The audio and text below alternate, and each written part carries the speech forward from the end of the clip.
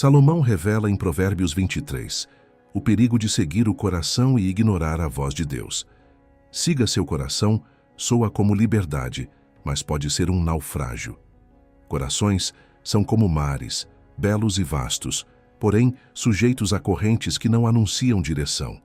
Provérbios 23 levanta um farol nesse oceano e diz com a sobriedade de Salomão: não confie nos ventos do desejo quando a voz de Deus está oferecendo mapa e bússola.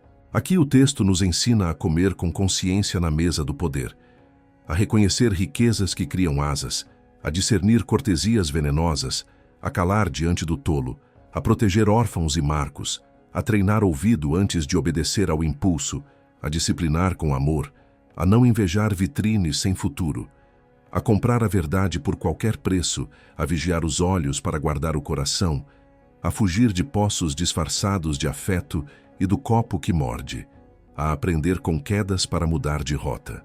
Se você quer paz que não dependa do humor do coração, este capítulo é o seu ponto de virada. Alinhar afetos à palavra para que a vida reencontre eixo, propósito e descanso. Coração sem bússola, mar revolto. O conselho moderno diz: sinta, depois decida. Provérbios 23 inverte a ordem: ouça, depois caminhe. O coração é uma usina de desejos. A voz de Deus é o critério que os ordena.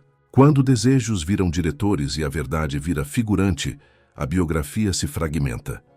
Começamos animados e terminamos cansados. Prometemos liberdade e colhemos laços.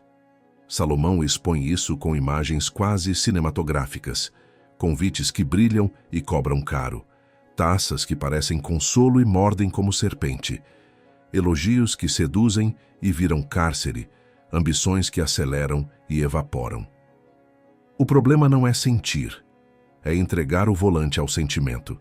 Sem bússola, todo vento parece destino. A voz de Deus aqui não é misticismo nebuloso, é a sabedoria concreta do texto. Ela nos chama a treinar o ouvido antes do passo, a colocar limites onde o impulso quer expansão, a escolher mesa e companhia com rigor, a medir palavras para comprar paz, a preferir o ritmo da disciplina à anestesia do prazer. Não se trata de matar o coração, mas de educá-lo. Um coração educado aprende a gostar do que sustenta e a desconfiar do que apenas excita. Ele troca euforia por alegria, brilho por substância, pressa por precisão. E descobre algo precioso. A vontade pode sentir, mas não precisa mandar. A pergunta prática é: como trocar slogan por direção? Primeiro, reconheça os sinais de mar revolto. Quando suas decisões dependem de aplauso, quando o descanso exige anestesia, quando o sim precisa de meia-verdade, quando a conta não fecha sem empurrar limites, o coração está dirigindo. Pare, ouça, reordene. Segundo, reinstale hábitos que devolvem bússola. Leitura breve e sincera da palavra antes dos e-mails. Oração com nomes e decisões. Uma pausa de 10 minutos para rebaixar a espuma antes de responder. Um não estratégico que protege o essencial. Uma conversa com quem não compra o seu encanto. Terceiro, pratique micro-obediências. Um ajuste financeiro que devolve margem, um pedido de perdão que limpa o ar, um limite de tela que devolve foco, um elogio preciso que pacifica. Pequenas fidelidades são âncoras. Caminhar com Provérbios 23 é aceitar que a liberdade verdadeira não é fazer o que eu quero, é querer o que é bom. E isso se aprende. O coração disciplinado pela voz de Deus deixa de ser mar caprichoso e vira lago que reflete o céu. Ainda há vento, mas a orla, a direção, a paz navegável. Hoje troque a pergunta: o que eu estou com vontade? Por o que é verdadeiro, justo e misericordioso aqui. Você notará o barulho interno baixar e a estrada reaparecer sob os pés. Mesa do rei, armadilhas de ouro. Provérbios 23 abre a cena com um convite perigoso: sentar-se à mesa do poderoso. Não é aula de etiqueta, é radiografia de alma. Quando te assentares a comer com um governante, considera diligentemente o que está diante de ti. Põe uma faca à tua garganta, se és homem de grande apetite. A imagem é forte porque o risco é invisível. A mesa é farta. Os talheres brilham, as palavras são doces, e ainda assim pode haver laços entre os guardanapos. Salomão não está demonizando oportunidades, está desmascarando a ingenuidade que confunde convite com destino. Nem todo convite é promoção. Muitos são testes. O teste não mede sua fome de comida, mede sua fome de aprovação. À mesa do rei, a alma impulsiva come mais do que cabe e promete mais do que pode. Bebe elogios como vinho e, embriagada, assina compromissos que a consciência não sustenta depois. A pessoa sai da refeição com um aperto de mão e uma dívida moral que não percebeu assumir. O texto, então, recomenda um ato de autocontenção drástico. Põe uma faca à tua garganta, ou seja, domina teu apetite antes que teu apetite domine teu futuro. Autocontrole aqui não é puritanismo, é prudência estratégica. Quem não governa a si mesmo vira governado pelo ambiente, e ambientes luxuosos, quando nos governam, cobram caro. A mesa do poderoso também expõe a diferença entre aparência e intenção. Não cobices os seus manjares, porque são comidas enganosas.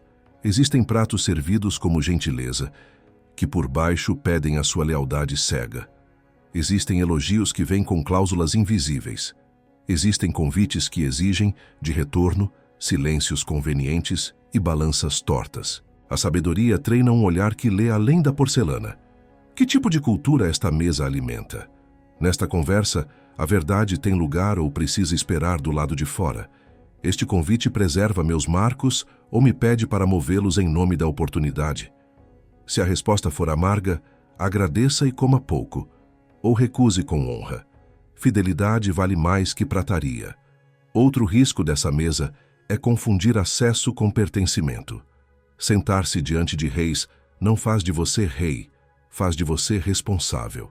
Sua presença ali é para servir com diligência e verdade, não para abastecer vaidade.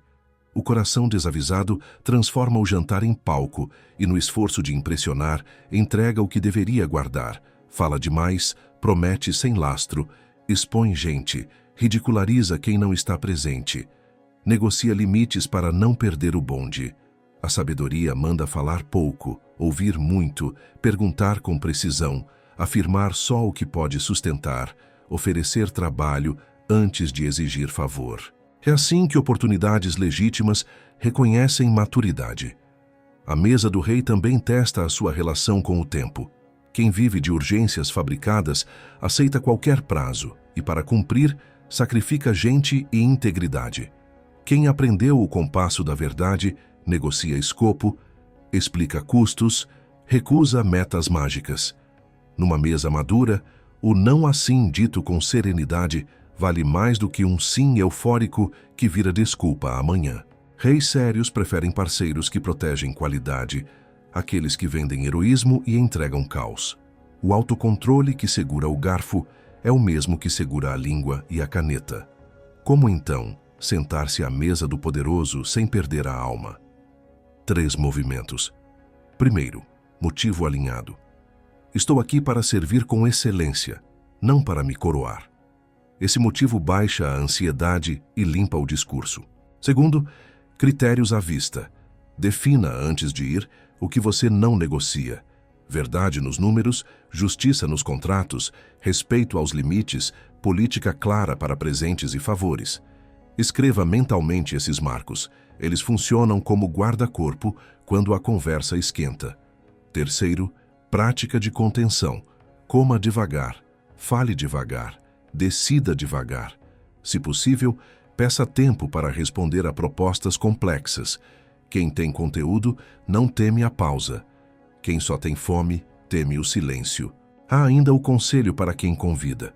Se você é o rei na cena, líder, gestor, anfitrião, purifique sua mesa. Torne suas intenções explícitas. Evite pratos que parecem favor e são pressão. Dê liberdade para o outro recusar sem punição. Coloque a verdade antes do encantamento. Mesas limpas criam relações estáveis. Mesas ambíguas produzem sombras que mais cedo ou mais tarde engolem reputações.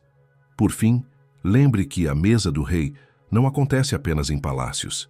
Ela se repete nos almoços de negócio, nas conversas com gente influente, nas DMs em que promessas aparecem fáceis, nas lives em que convites soam grandiosos, nos grupos em que seu nome pode circular. O conselho é o mesmo.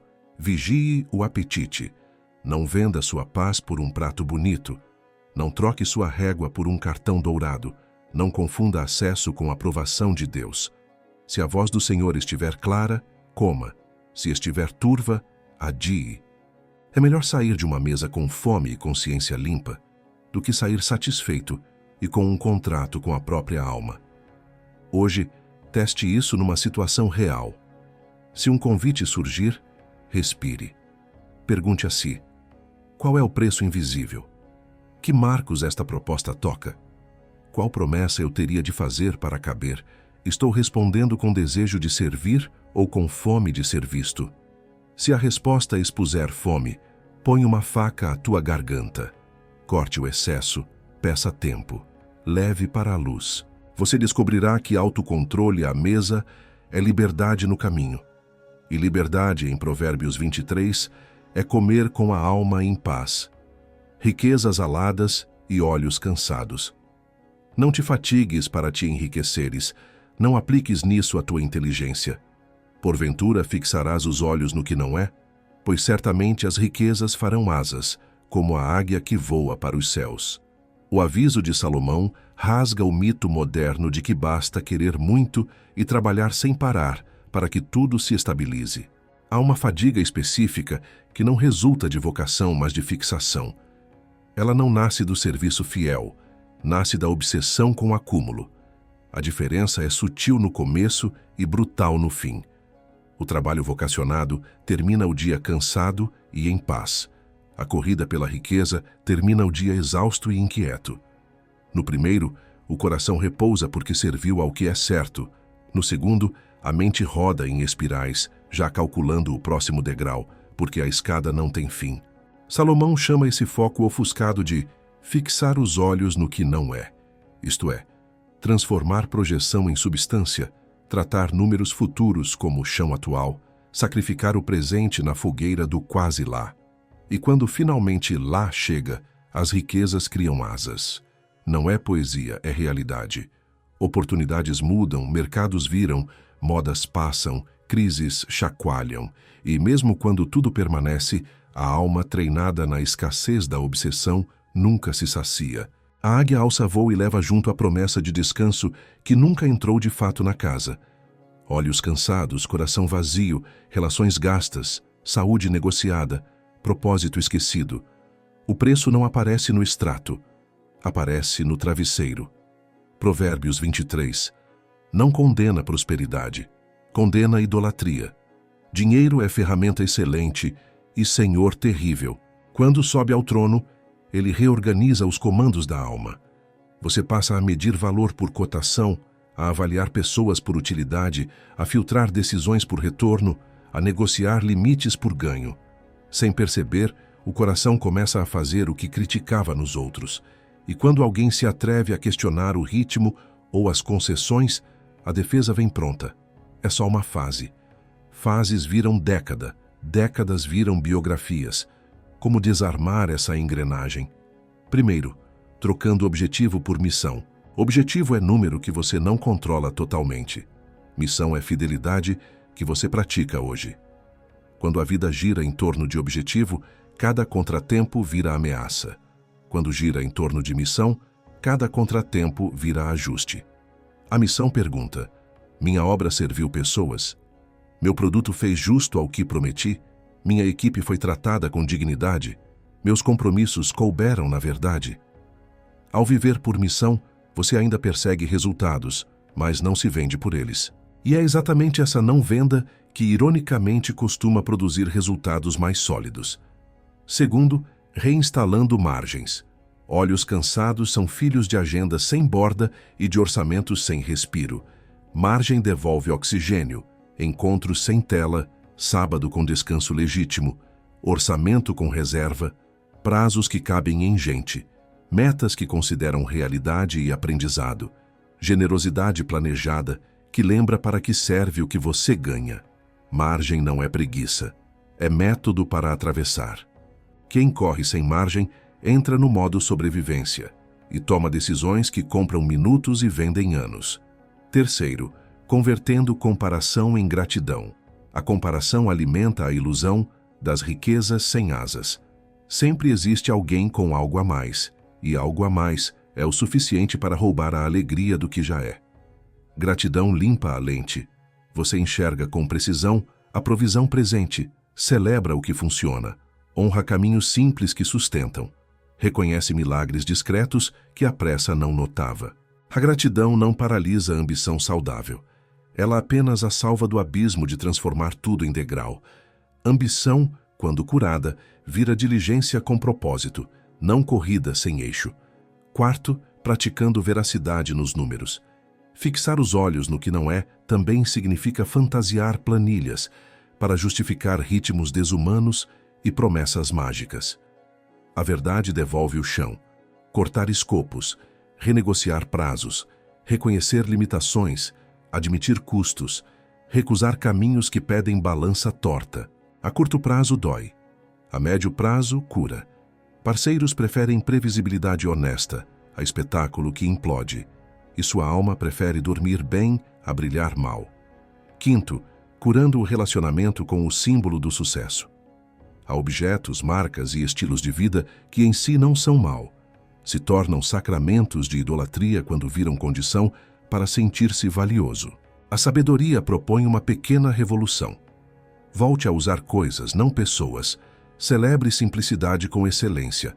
Gaste mais no que não aparece. Descanso, formação, generosidade, rotinas que protegem a casa, e menos no que pede aplauso. Surpreendentemente, ambientes que reorientam símbolos descobrem um tipo de beleza que não depende de etiqueta, a beleza da verdade bem vivida. E se você já se percebe olhos cansados, não responda com culpa performática, responda com ajuste. 3 atos hoje. Ajuste um prazo impossível ao real, comunicando cedo e propondo plano. Corte um gasto que compra euforia e cobra ansiedade. Instale uma janela de descanso que não será negociada nesta semana.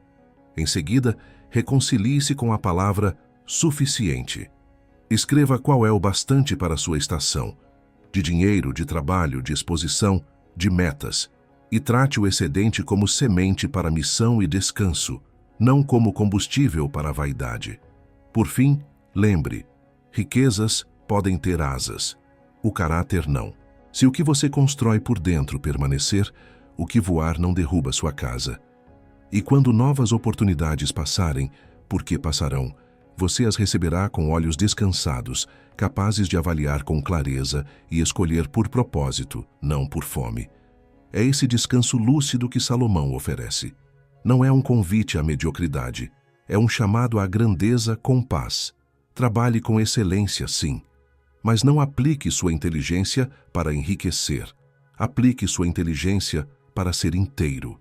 O restante, com margens e missão, encontra lugar. Sorriso que engole, o hostil cordial. Provérbios 23 retrata um personagem inquietante, o hospedeiro de olho mau. Ele sorri e diz, come e bebe, mas o coração não está com você. A mesa é posta, a fala é doce, o ambiente é de favor. E, no entanto, há cálculo no fundo do copo. Salomão adverte, não cobices os manjares desse anfitrião. O preço oculto é maior que o banquete. O texto vai além da boa educação. É um manual para sobreviver à cordialidade hostil. Aquela gentileza que disfarça a intenção oferece acolhimento para depois cobrar lealdades que ferem a consciência. É por isso que ele chega a dizer que você vomitará o bocado que comeu e desperdiçará suas palavras agradáveis. Tradução direta. O trato açucarado volta como amargura. O elogio que você ofereceu de boa fé será usado como recibo contra você. Como reconhecer o hostil cordial? Ele presenteia com pressa e apressa com presente. Fala de parceria, mas mede cada garfada. Usa nós para colher e você para culpar. Demonstra desapego público e contabiliza em privado cada favor. Diz, fica à vontade, e na primeira divergência exibe o extrato emocional. Depois de tudo o que eu fiz, o olho dele é mau, porque não vê pessoas, vê utilidades. Ele não hospeda, ele captura.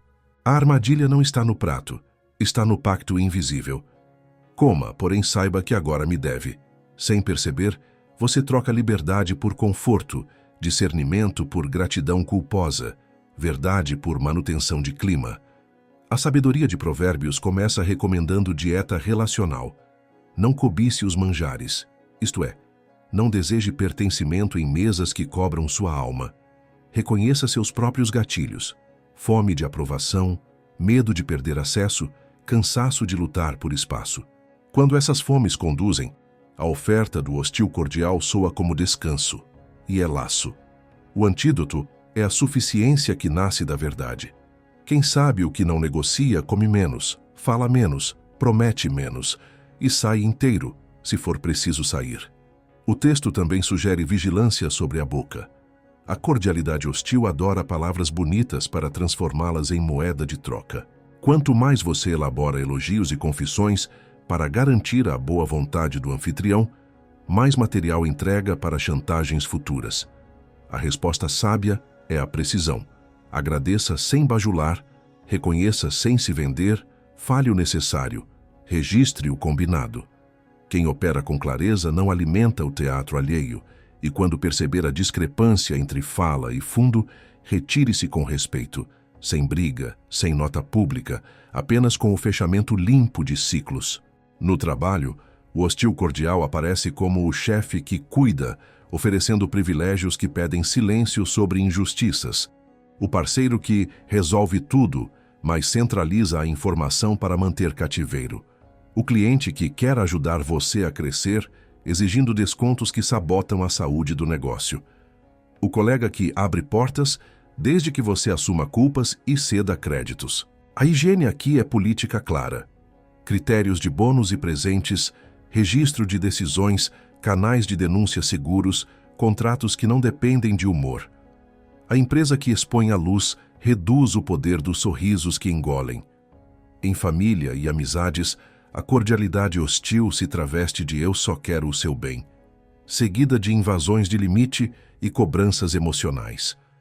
Presentes com etiqueta de culpa, favores que escravizam, hospedagens que vigiam, conselhos que desautorizam. A resposta não é guerra, é borda. Obrigado, mas assim eu não posso. Agradeço, porém não aceito com essa condição. Prefiro pagar e manter nossa relação leve. Limites não ofendem quem ama de verdade, apenas frustram quem desejava controle. E essa frustração revela mais sobre o outro do que sobre você. O provérbio também protege nossa própria integridade. Antes de apontar o dedo para o hostil cordial, investigue as vezes em que você ofereceu algo esperando retorno não dito. A cordialidade manipuladora é tentação de todos nós quando o medo entra pela porta. Se perceber esse jogo dentro de si, pare, confesse, repare, dê sem corda, ajude sem vitrine, devolva liberdade a quem você prendeu com bondade. A cura de fora começa por dentro. Praticamente como atravessar essas mesas sem engolir espinhos. 3 escolhas. Primeira, teste do motivo. Pergunte-se por que quer estar ali e o que está disposto a entregar para permanecer. Se a resposta incluir sua paz, sua verdade ou sua família, a mesa não vale o preço. Segunda, teste do contrato. Transforme gentileza em combinado claro. Obrigado pela oferta. Vamos alinhar por escrito escopo, prazos e expectativas. Quem tem boa intenção firma critérios. Quem tem segundas intenções prefere a névoa. Terceira, teste do pós. Imagine o dia seguinte com um não seu. Se você prevê punição velada, retaliação, ostracismo, provavelmente não é relação. É cativeiro com taças de cristal. Quando o texto diz que você vomitará o que comeu, ele está lembrando que a alma rejeita o alimento travestido que carregava veneno. Melhor recusar cedo do que expelir tarde. E se já comeu demais nesse tipo de mesa? Não acrescente culpas, acrescente luz. Nomeie o jogo, reestabeleça limites, devolva presentes que escravizam, escreva novas regras ou se afaste com bênção. Haverá desconforto, mas virá paz. E paz, em Provérbios 23, é sempre melhor do que pratarias. Por fim, confie que Deus, que pesa corações, não deixa órfãos os que recusam atalhos. Portas limpas se abrem para quem escolhe integridade. Mesas honestas existem, e nelas o sorriso alimenta, não engole. Procure-as, cultive-as, seja você mesmo anfitrião de uma. Sirva sem cordas, honre sem vitrine, converse com verdade. Esse é o jeito de transformar cordialidade em comunhão. Silêncio estratégico.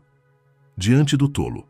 Provérbios 23 sugere uma sabedoria que afronta nossa vaidade. Há conversas que não merecem a luz que carregamos. Não fales aos ouvidos do tolo, porque desprezará a sabedoria das tuas palavras.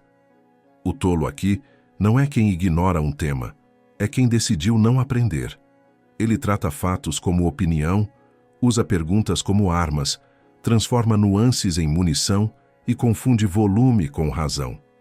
Debater com esse tipo de coração não produz entendimento, produz teatro, e teatro consome tempo, desgasta relações e rouba foco de quem precisa de luz. O silêncio, nesses casos, não é covardia, é mordomia de energia. O silêncio estratégico começa identificando a intenção do interlocutor. Há perguntas sinceras, há perguntas curiosas e há perguntas cínicas. As sinceras nascem do desejo de compreender, as curiosas, do desejo de saber, as cínicas, do desejo de vencer. Quando a pergunta é cínica, a sua melhor resposta é uma porta fechada com delicadeza.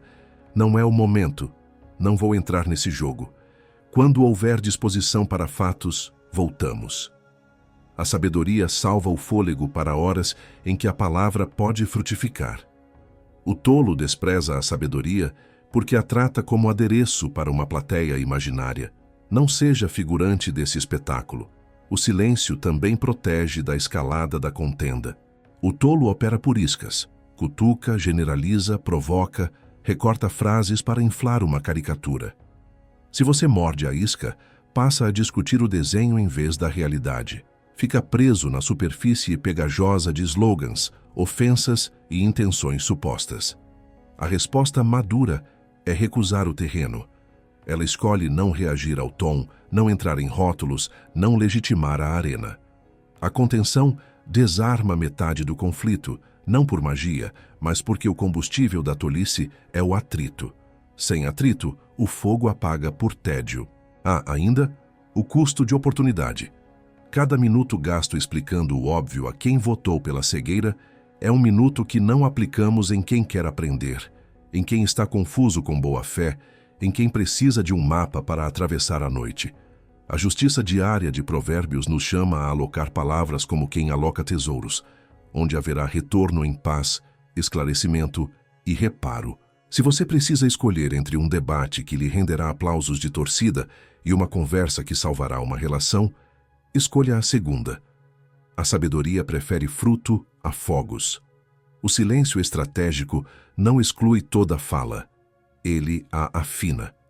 Em cenários onde o tolo ocupa a mesa por posição e não por mérito, a palavra precisa virar registro, objetiva, breve, factual, sem adjetivos, com limites explícitos. Fala-se para documentar, não para convencer. A documentação protege o futuro e educa as fronteiras. Depois volta-se ao trabalho, e os resultados silenciosos com o tempo falam mais alto do que sermões. Em muitos ambientes, a melhor resposta ao ruído é consistência. Cumprir prazos, entregar com qualidade, tratar todos com justiça. O tolo faz barulho, o sábio constrói. O silêncio também é interno. Saber calar a rádio do ego. Quando afrontados, tendemos a inflar argumentos para salvar imagem. Esse impulso torna a conversa sobre nós, e não sobre a verdade. O antídoto é lembrar a régua de Provérbios. Deus pesa motivos. Se meu motivo é vencer, ainda que com a razão perderei o que importa. Se meu motivo é servir a verdade e preservar o bem, posso perder a cena e ganhar o filme.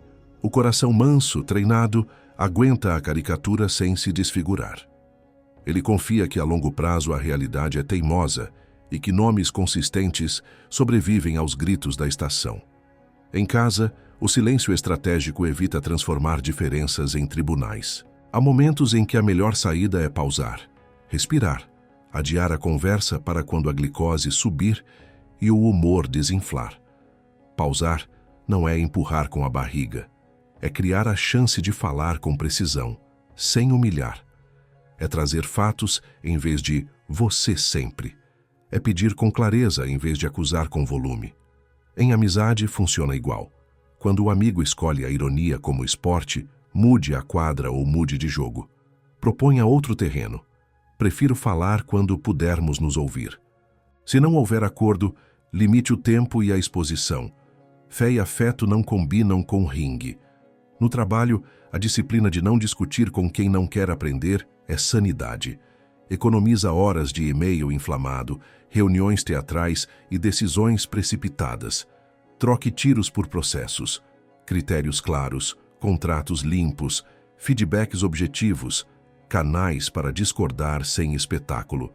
Quando o tolo perceber que o palco não existe, reduzirá as entradas e, se insistir, ficará sozinho no próprio eco.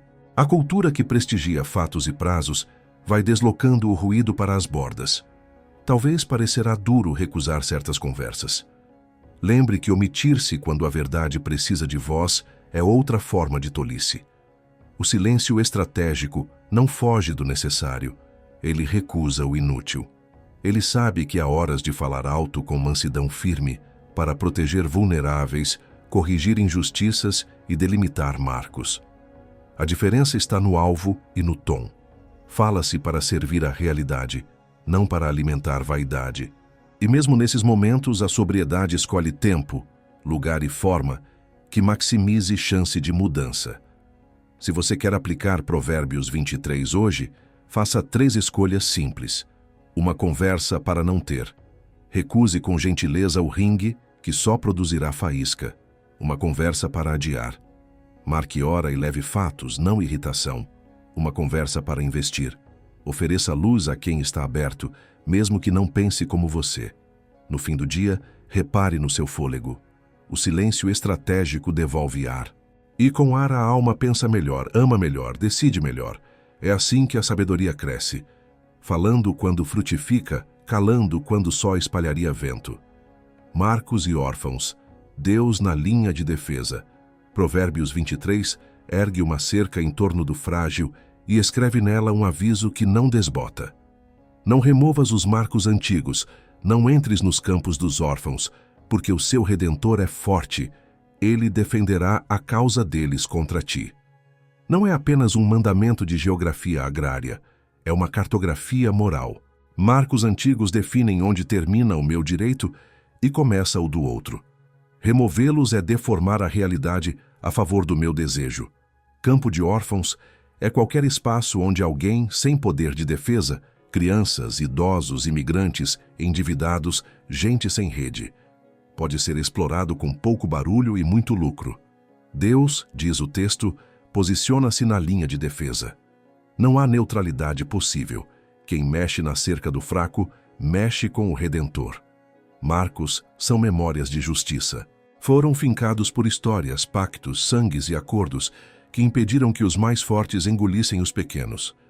Quando o apetite por ganho rápido pede que desloquemos um marco só um pouco, começamos a reescrever o mapa em nosso favor. É assim que nascem cláusulas leoninas em contratos, metas que só fecham com sacrifício humano, preços que parecem bons porque escondem custos de gente invisível, oportunidades que prosperam apoiadas em fragilidades alheias. A sabedoria corta o auto-engano. Todo lucro que depende de remover marcos é prejuízo com brilho. Ele compra agora e cobra com juros na alma e no futuro. O texto também denuncia nossa tentação de confundir capacidade com direito. Posso deslocar um limite? Posso tomar um tempo que não me pertence? Posso me apropriar da ideia do estagiário, do crédito do invisível, da hora de descanso do subordinado, do dinheiro público que é de ninguém? Poder fazer não torna lícito. A plataforma da sabedoria não mede força, mede fidelidade. É por isso que Deus se apresenta como Redentor forte. Ele compensa assimetrias. Ele não terceiriza a defesa dos pequenos aos humores da praça.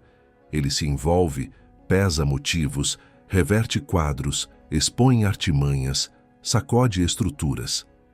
A longo prazo, marcos mexidos voltam como pedras no calçado. No cotidiano, não remover marcos é proteger limites claros em casa, no trabalho, nas finanças e na linguagem. Em casa, é garantir que crianças tenham leito e lei. Hora de dormir, mesa com presença, correção que cura sem humilhar, fronteira contra telas que sequestram, respeito pela rotina do outro. Remover o marco do descanso de quem convive conosco é invadir campo de órfão. Os pequenos não têm poder de negociação. Em trabalho, marcos são escopo, prazo, carga horária, política de extras, critérios de bônus. Quando a liderança pede um pouco mais sempre e transforma a exceção em regra, está empurrando a cerca do time. Isso estoura primeiro nos mais silenciosos, os órfãos da cultura interna, que carregam o peso sem voz. A justiça manda devolver a cerca ao lugar. Nas finanças, marcos são contratos legíveis, preços que refletem custo real, prazos que não estrangulam, cobranças que não torturam, práticas que não ganham em cima da ignorância do outro.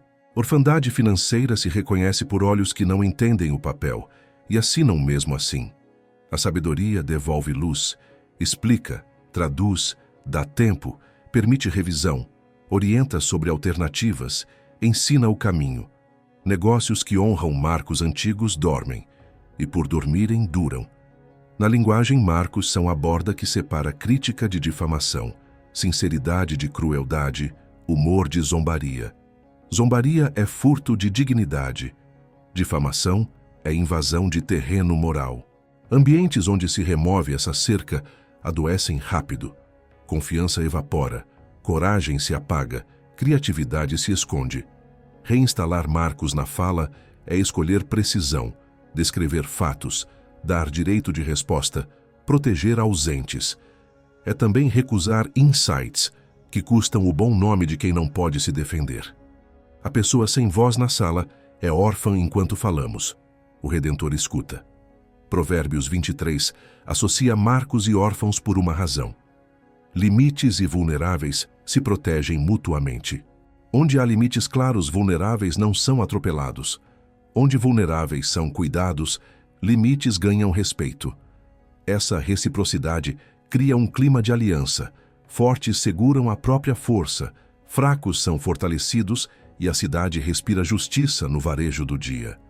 Nada disso é discurso abstrato, é prática miúda. É o gerente que recusa um atalho lucrativo porque espreme o fornecedor pequeno. É a escola que não caça números humilhando o aluno lento. É a família que redistribui tarefas para que o mais calado não vire servo. É o advogado que traduz e empodera em vez de apenas cobrar. É o empreendedor que paga em dia quem não tem caixa. É o síndico que não aceita jeitinho que rouba a área comum. É o político que trata a verba pública como sagrada. É o cidadão que devolve o troco recebido a mais. São marcos reerguidos, cercas refeitas, órfãos protegidos, e por isso Deus honrado. Talvez você perceba que já moveu cercas. Talvez veja hábitos que empurram limites de quem não pode resistir. O caminho da sabedoria é confissão e reparo. Confessar limpa o chão. Mexi onde não devia, chamei de esperteza o que foi injustiça. Reparar realinha o mapa. Devolver crédito e recurso, reescrever cláusulas. Criar políticas de proteção, pedir perdão com restituição, dar voz a quem não tinha, instituir processos que impeçam a repetição. O Redentor que defende órfãos também restaura culpados que se rendem à verdade. Ele não apenas acusa, ele reconstrói gente e cercas. Se você quer praticar hoje, escolha 3 gestos.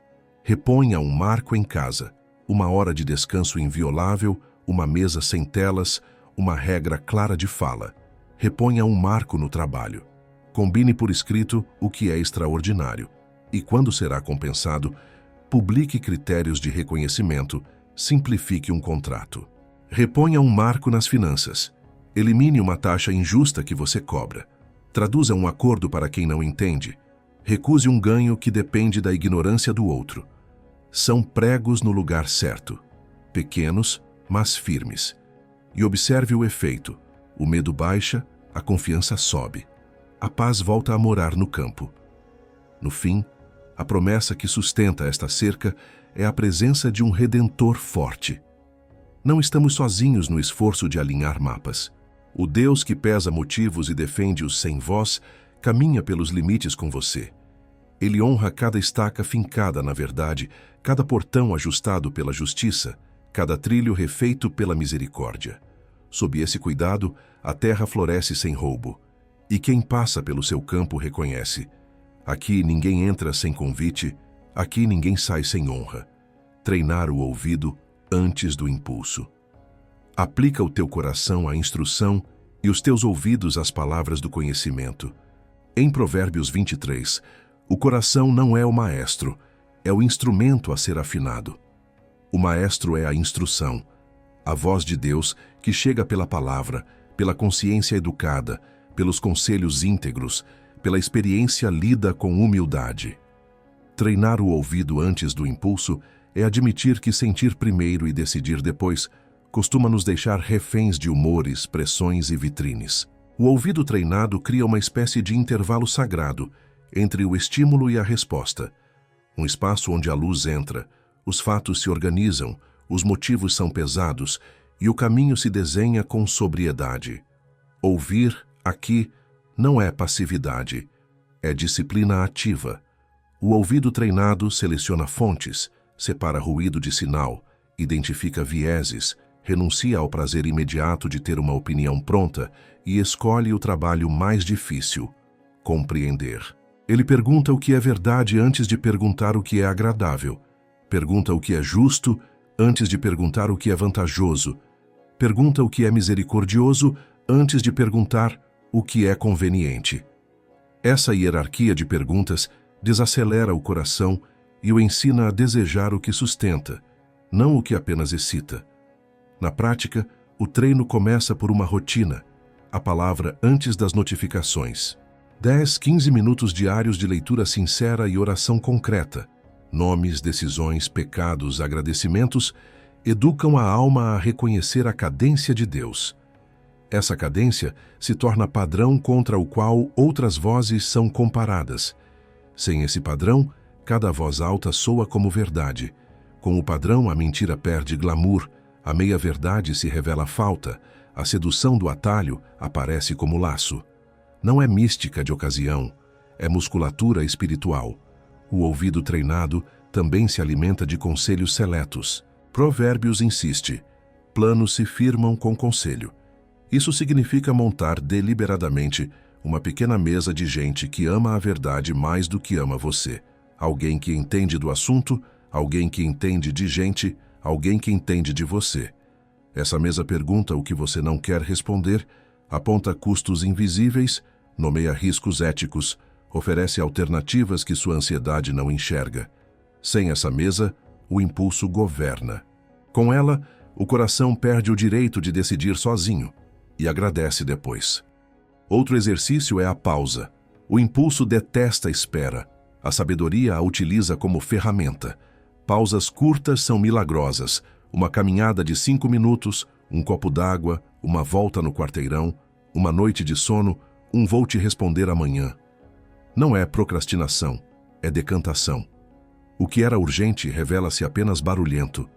O que parecia óbvio ganha nuance.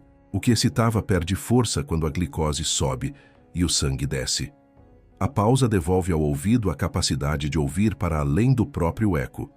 Treinar o ouvido inclui aprender a traduzir emoções. Emoções são mensageiras, não governantes. A raiva diz que um limite foi violado. O medo diz que um risco foi percebido. A tristeza diz que uma perda ocorreu. A euforia diz que um desejo foi tocado. O ouvido treinado agradece a mensagem e segue para a investigação. Qual é o fato? Qual é o valor em jogo? Qual é a ação proporcional? Assim, a raiva vira assertividade mansa, o medo vira prudência, a tristeza vira luto honesto, a euforia vira gratidão sem imprudência. O impulso, ao contrário, transforma tudo em decisão precipitada. Há um campo especialmente sensível ao treino: decisões financeiras e afetivas. Em finanças, o ouvido treinado reconhece a propaganda que aciona a escassez artificial, identifica oportunidades que exigem pressa e segredo, resiste ao só hoje, como se o universo fosse acabar. Ele busca dados, compara, pergunta-se à margem, consulta quem entende, escreve prós e contras com números reais. No afeto, o ouvido treinado distingue atenção de manipulação, carinho de carência, promessa de processo.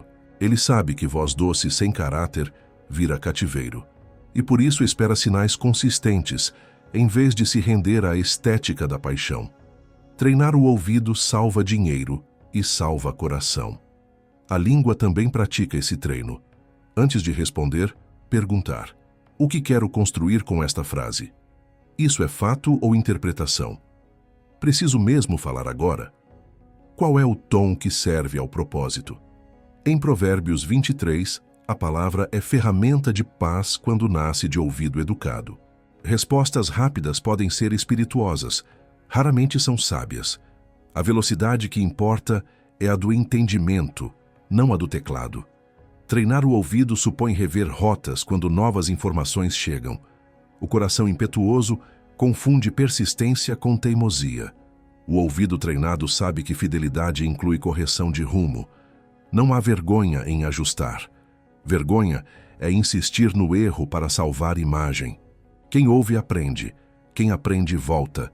Quem volta evita precipícios. É por isso que a sabedoria associa humildade ao conhecimento. Sem humildade, não há aprendizado que dure. Talvez você sinta que o impulso já governa há tempo.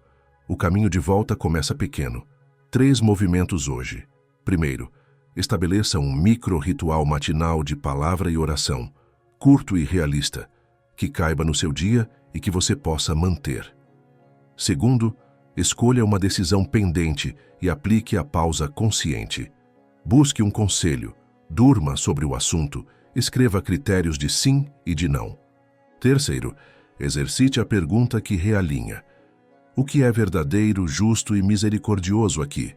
Deixe que a resposta, e não a vontade, conduza o próximo passo. Com o tempo, você reconhecerá um milagre discreto. O coração, antes barulhento, começa a gostar da música que o ouvido treinado ensina.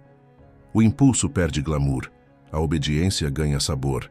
A vida não fica sem emoção, fica com direção. E direção é o que Provérbios 23 nos oferece. Um caminho onde afetos e decisões dançam no compasso da voz de Deus. Quando isso acontece, até as tempestades encontram porto, porque o ouvido afinado transforma o coração de mar revolto em lago que reflete o céu. Vara que salva, disciplina que ama. Provérbios 23 fala sem rodeios sobre a disciplina.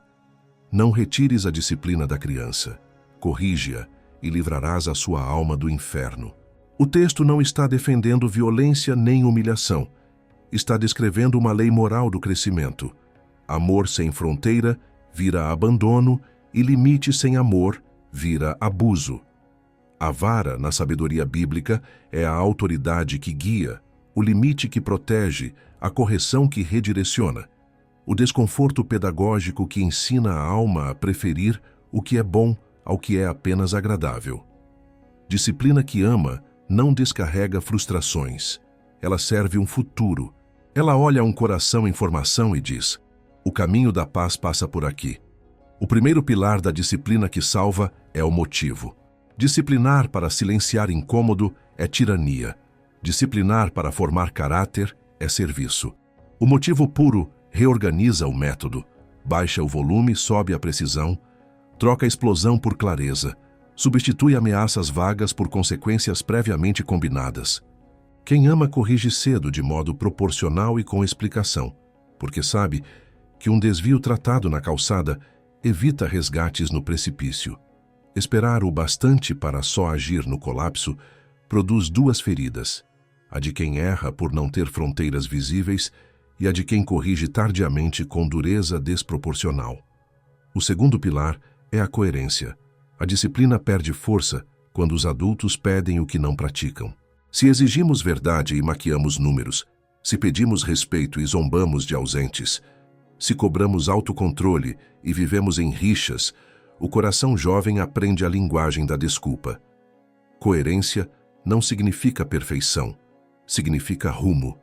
Quando falhamos, e falharemos, a confissão limpa e a restituição possível salvam a autoridade.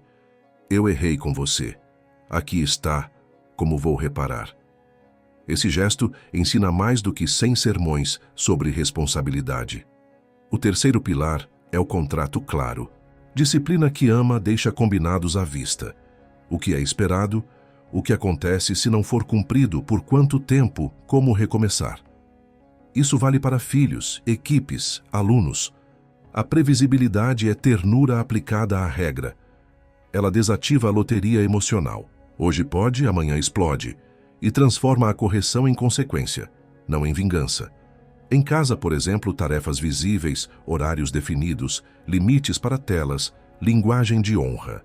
No trabalho, escopo, prazos, critérios de qualidade, feedbacks regulares, políticas justas para exceções. O objetivo não é criar um regime de medo, é construir um ambiente onde todos sabem onde pisam. O quarto pilar é o tom. Disciplina sem humilhação preserva a dignidade de quem erra. Ela descreve fatos, não assassina identidades, mira comportamento, não rotula pessoas, mostra impacto, oferece caminho. Na terça, você faltou a esse combinado. Isso gerou X. Aqui está a consequência. Aqui está como recomeçar. Tom de escárnio cria vergonha, e com a vergonha, o desejo de esconder e mentir. Tom firme e respeitoso cria responsabilidade, e com ela, o desejo de melhorar. Em Provérbios, a palavra branda apaga incêndios. Na disciplina, ela mantém a ponte por onde a verdade pode atravessar. O quinto pilar é a proporcionalidade. Consequências devem caber no erro e ter relação com ele. Se o problema é atraso, a correção toca tempo. Se é desordem, toca organização. Se é desrespeito, toca reparo relacional. Castigos arbitrários comunicam que o mundo é caótico e que poder manda mais do que justiça. Já consequências proporcionais ensinam causalidade moral. Escolhas têm preço e esse preço não é vingança. É a realidade pedindo realinhamento. Quando isso fica claro, a disciplina vira professora, não carcereira. O sexto pilar é a esperança. O alvo da disciplina é o coração, não apenas a agenda. Depois da correção vem o abraço que diz: nossa história não acabou no erro. Vem o elogio específico quando aparecer progresso real. Vem a mesa, onde se conversa sobre porquês, sobre desejos por trás de comportamentos, sobre medos que disfarçam rebeldia. O coração educado não é aquele que obedece por pavor, mas por convicção. Para isso, a disciplina precisa ser acompanhada de ensino, afeto e exemplo. A vara sem voz vira trauma. A voz sem vara vira ilusão. A vara com voz e colo vira caminho. A disciplina que ama também se aplica aos adultos. A vida corrige quem ultrapassa marcos. O corpo cobra limites violados, as finanças cobram impulsos, as relações cobram palavras tortas, a alma cobra o descanso que faltou. Ser sábio é antecipar a correção, impor a si mesmo um não que protege amanhã, instalar rotinas que guardam o melhor, praticar restituições que desarmam culpas, dizer basta a vícios que se travestem de conforto. Autodisciplina é amor próprio responsável. Ela cria o trilho por onde Deus nos abençoa com segurança. Em Provérbios 23, o texto avança: a correção salva da morte. A linguagem é forte porque o precipício é real. Indisciplina persistente mata sonhos, reputações, empresas, casamentos, amizades, vocações. Mata a alegria e a esperança. A disciplina que ama é ambulância preventiva. Chega antes, acende o alerta, reendereça a rota, salva a jornada. Por isso, evita dois extremos modernos: a permissividade que chama falta de limite de respeito ao eu e a crueldade que chama humilhação de verdade dura. Sabedoria é a estrada estreita entre ambos. Como começar hoje? 3 decisões simples.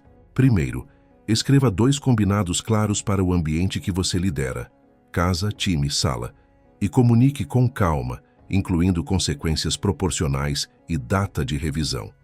Segundo, identifique um padrão seu que pede vara, talvez atraso crônico, ironia, excesso de tela à noite, gasto por ansiedade, e imponha a si uma consequência prática por 7 dias, junto com um plano de substituição saudável. Terceiro, prepare a reconciliação depois de uma correção. Chame para perto, reforce valor, celebre um pequeno progresso. A disciplina que termina em abraço cura a memória e dá vontade de acertar. Se você foi ferido por disciplinas que eram, na verdade, durezas vazias, permita que a palavra reeduque seu imaginário. Deus corrige filhos, não escravos. Ele fere para sarar, não para se vingar. Ele mostra a estrada e caminha junto.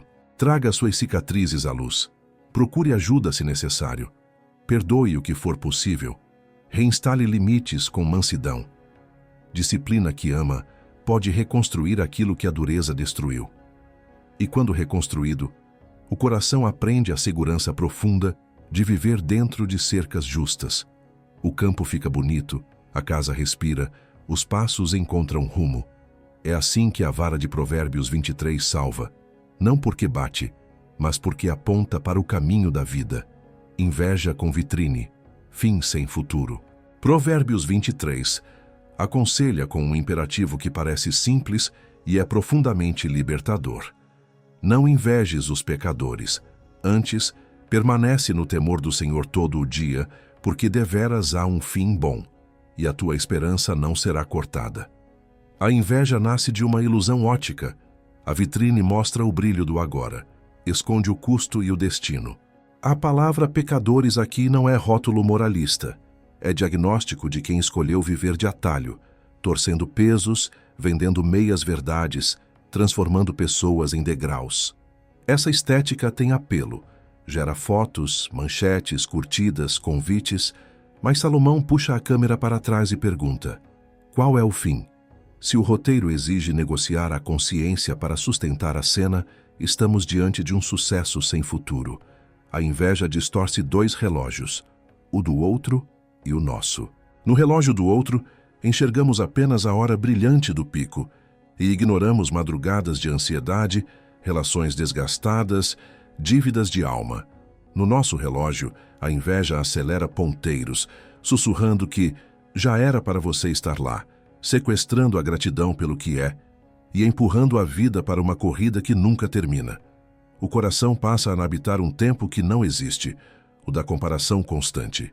E comparação é a fábrica de ressentimentos mais eficiente que existe. Ela transforma o olhar em cálculo e a oração em cobrança.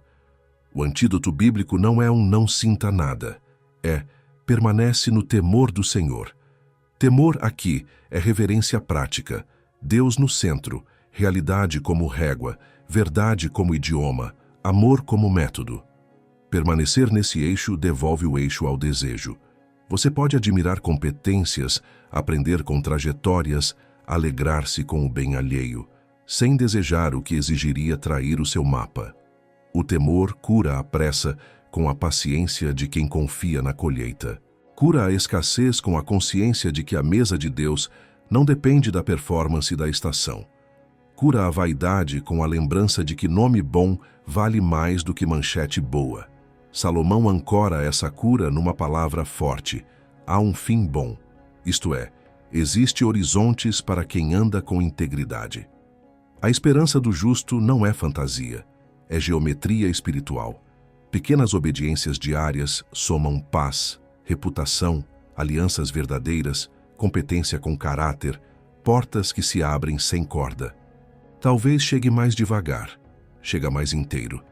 E quando ventos contrários sopram, o que foi construído por dentro segura o que está por fora.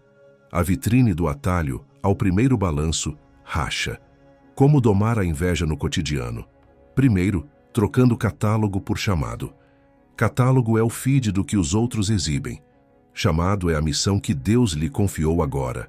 Quando você volta ao chamado, servir pessoas específicas com excelência e verdade, formar sua casa no caminho, trabalhar com diligência, praticar justiça e misericórdia. O barulho cai, o sentido volta. A comparação perde glamour porque o seu campo tem cheiro, rostos, datas, tarefas. E campo cuidado frutifica. Segundo, reaprendendo a linguagem da gratidão. Gratidão não é anestesia, é lente. Ela devolve cor ao que já foi dado. O pão na mesa, as conversas que pacificam, as portas que se abriram sem que você torcesse nada, os erros de que foi desviado sem saber, os amigos que sustentam, as competências que crescem. A gratidão não o impede de desejar mais, impede que você venda a alma para ter mais. E quem se recusa a vender a alma, descobre um tipo de prosperidade robusta que cabe na consciência. Terceiro, reeducando desejos. Inveja é desejo mal educado.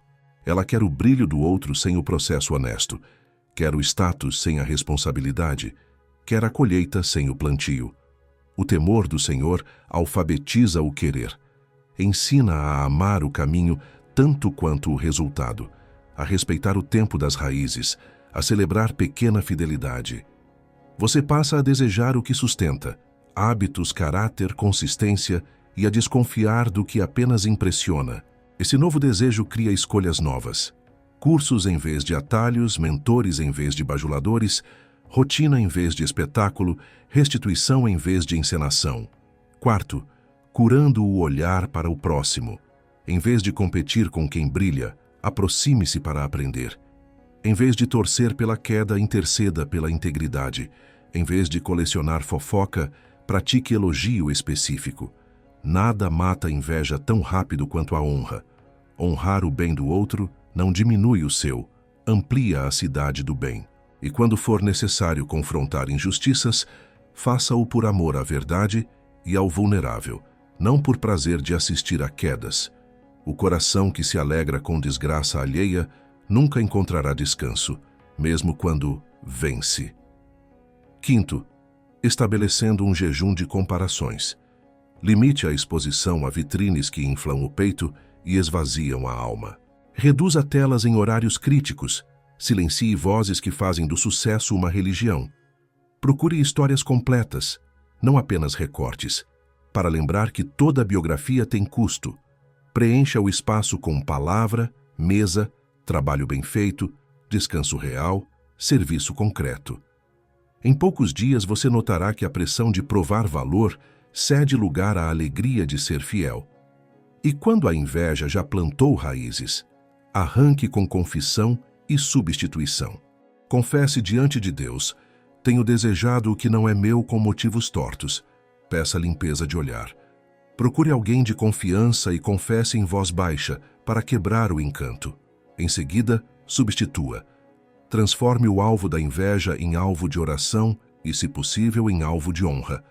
Doe discretamente para um projeto dessa pessoa, indique seu trabalho quando for justo, celebre publicamente um mérito real. O coração resiste no início, depois aprende uma liberdade que não conhecia. No fim, a promessa de Provérbios 23 é sobriedade com esperança. A tua esperança não será cortada. Isso não significa que tudo sairá do seu jeito. Significa que nada do que é construído na verdade será perdido. Mesmo as perdas viram semente. Mesmo os atrasos viram amadurecimento. Mesmo os nãos salvam de precipícios. E quando o fim chegar, aquele momento em que olhamos para trás e somamos, a conta fechará com paz. Porque você não seguiu o coração. Você guiou o coração pela voz de Deus. E corações guiados assim descobrem algo que vitrines nunca entregam: descanso. Verdade tem preço, mas não tem preço. Compra a verdade e não a vendas, também a sabedoria, a disciplina e a prudência. Em Provérbios 23, a verdade não é um conceito etéreo. É um bem com etiqueta de preço.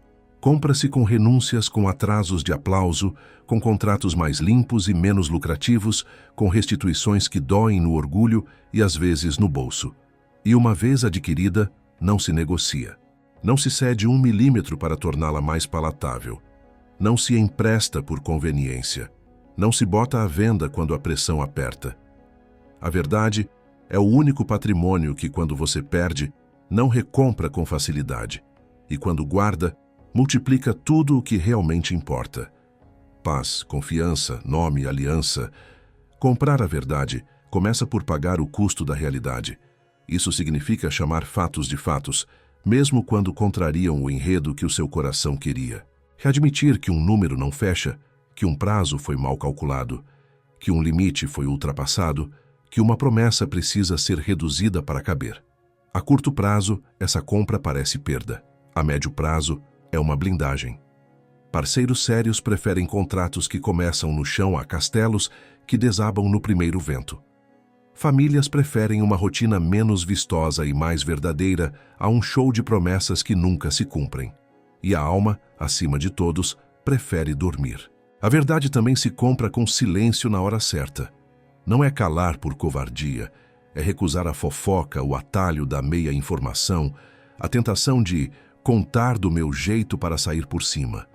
A mentira vive de excesso de palavras, a verdade ama a precisão. Quando você decide que não será canal de distorção, no trabalho, na casa, na igreja, na rua, está pagando um preço: menos holofotes, menos plateia, menos risadas fáceis.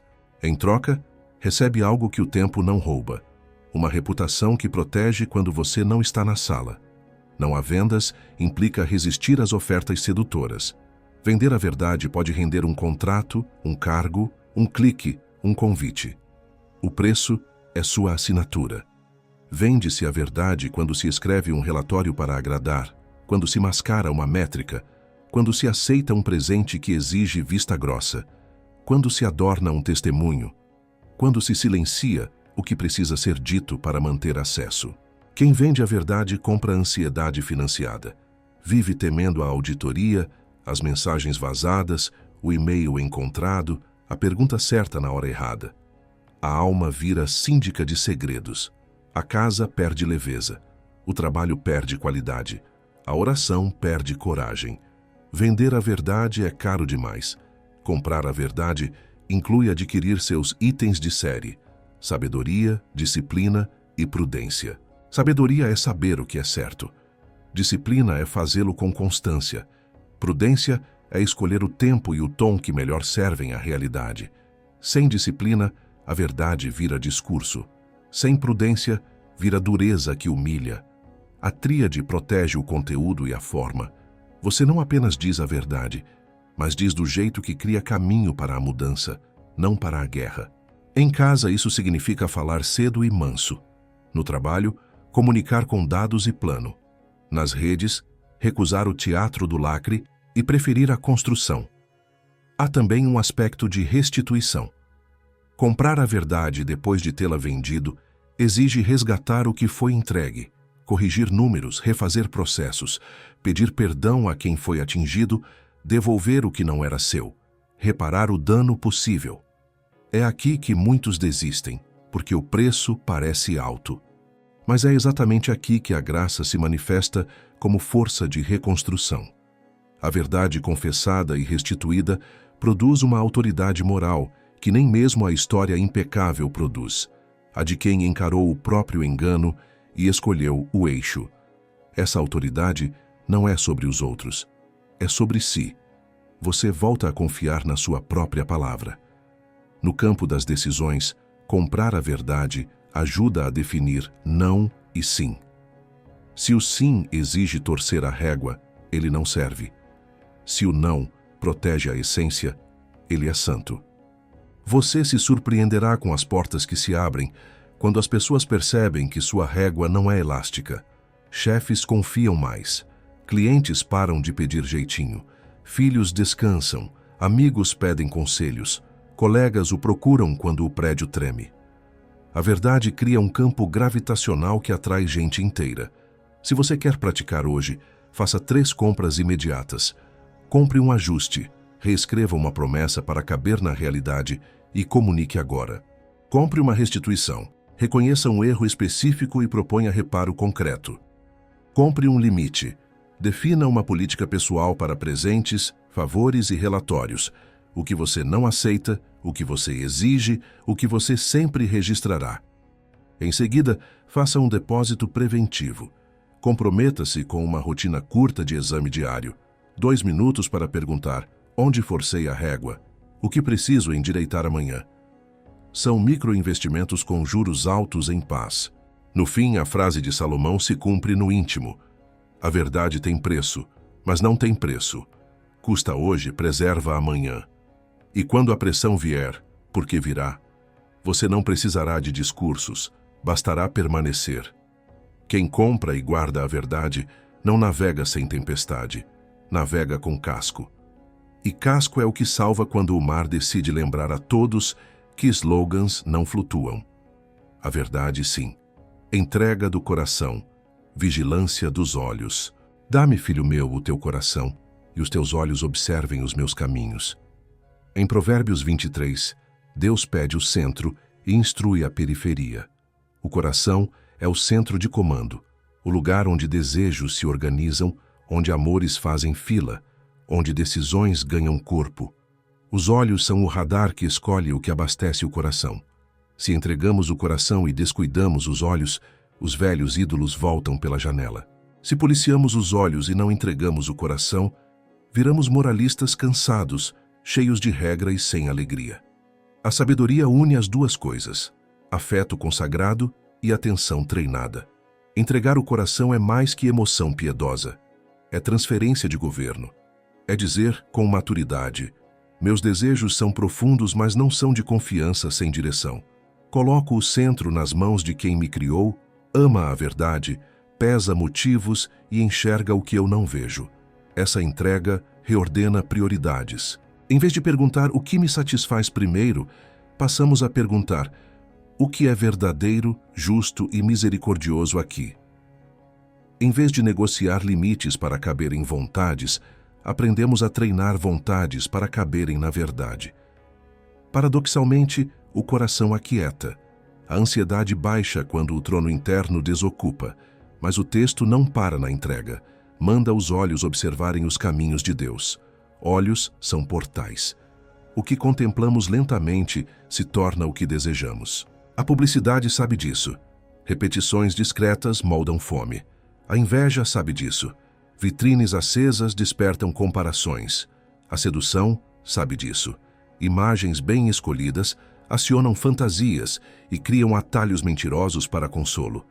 Por isso, Provérbios convoca: treine a atenção. Se você quer um coração alinhado, precisa de olhos com foco. Observar os caminhos de Deus é mais do que ler uma lista de mandamentos. É aprender a reconhecer no cotidiano a trilha da verdade em ação. Justiça no varejo, misericórdia no trato, integridade nos números, mansidão no tom, diligência na obra, generosidade com método, descanso com fé. Vigiar os olhos começa por curadoria. Curadoria de conteúdos, de conversas, de ambientes. Que histórias abastecem seu imaginário? Que pessoas você escolhe para inspirar seu padrão?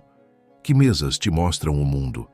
Se a dieta visual é feita de ostentação, conflito performático e promessas de soluções fáceis, o coração, entregado ontem, hoje se encontra inquieto de novo. Troque o cardápio. Traga para perto narrativas de reconciliação, exemplos de inteireza, rotinas de gente mansa e competente, conselhos que doem e curam. A atenção é um orçamento. Invista nela como quem sabe que do que entra sairá sua paz. Uma segunda prática é a liturgia dos olhos ao acordar e ao dormir. Acordar com palavra e oração devolve o eixo antes do feed reprogramar seu humor. Dormir sem telas na última hora devolve profundidade ao sono e dignidade ao dia seguinte. Esses pequenos ritos não são superstição, são engenharia de foco. Eles determinam qual voz dá o tom da sua manhã e qual desliga as luzes da sua mente à noite. Corações entregues precisam dessas portas de entrada e saída vigiadas, sob pena de serem sequestrados por notificações que não pesam motivos. Vigiar também é aprender a desviar o olhar quando necessário. Não por puritanismo, mas por amor à liberdade. Há vacas magras que se disfarçam de manjares. Há convites que chegam em forma de elogio, Há perfis que fingem afeto e cobram servidão. Há imagens que escapam do enquadramento e vão morar no porão da alma. O desvio não é fuga covarde, é estratégia de santo. É guardar a imaginação de se converter em laboratório de laços. O que não vejo, não me governa. O que vejo, se não for filtrado, me dirige. A vigilância não nega a beleza, apenas recusa o veneno no açúcar. Entregar o coração, por sua vez, implica uma disciplina de confessão e recalibração. Ao perceber um desejo deslizando para o trono, traga-o à luz. Confessar realinha amor. Tenho querido X mais do que a verdade. Ajuda-me a ordenar. A oração não é fuga do trabalho interno. É a oficina onde a vontade aprende outra coreografia. Ali, trocamos euforia por alegria, vício por virtude, performance por fidelidade.